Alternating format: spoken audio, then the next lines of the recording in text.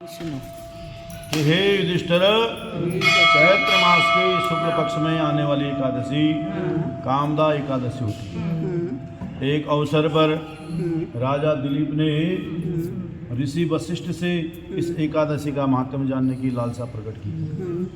इस प्राचीन कथा का विवरण इस प्रकार है कि भोगीपुर नामक देश में नरेश पुंडरीक का राज्य था। बहुत संगीत प्रेमी था और उसकी सभा में गंधर्वों का गायन होता था। वह अप्सराओं का नृत्य होता था। उसी नगर में ललित और ललिता नाम की दो गंधर्व निवास करते थे। वे दोनों एक दूसरे पर आसक्त थे। एक दिवस ललित जब अकेला ही राज दरबार में गायन कर रहा था तब वह ललिता के वहाँ न होने से शब्दों का अशुद्ध उच्चारण कर रहा था। वहाँ किसी विरोधी गंधर्व ने राजा से इसकी शिकायत कर दी कि यह सही से नृत्य नहीं कर रहा है।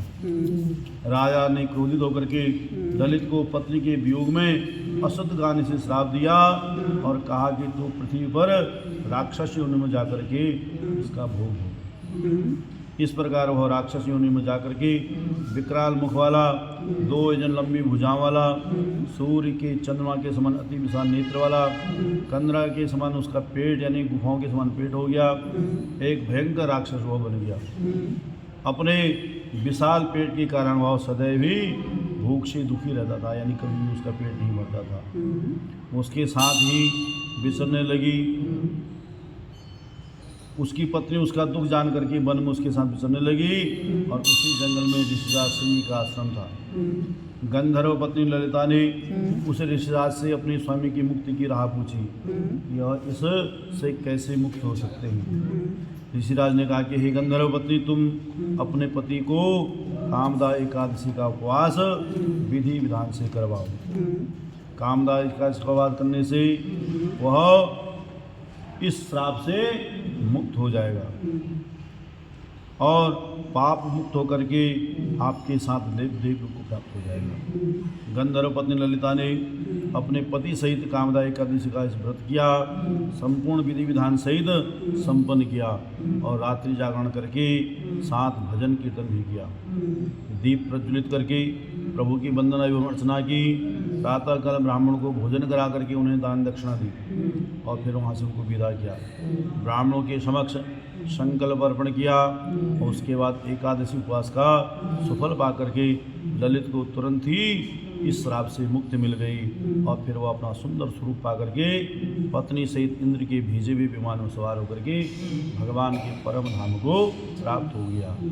और जो भी भक्तजन इस एकादशी के व्रत को करते हैं वह भवबंधन से मुक्त हो जाते हैं, तो उनकी सभी प्रकार की मनोकामनाएं भगवान हमेशा पूर्ण करते हैं। बोली श्री एकादशी महारानी की जय। अब एकादशी का आप स्मरण करना जी।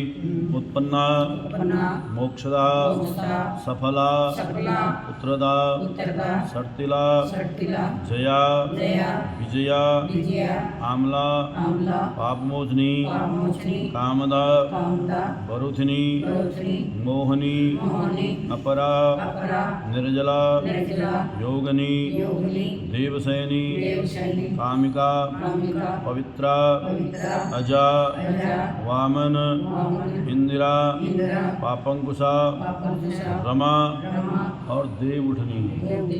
2 अधिक मास जेठ का महीना आ रहा आपके बाद। अधिक मास जेठ परमा और पद्मिनी नाम की 2 एकादशियाँ बढ़ती होंगी।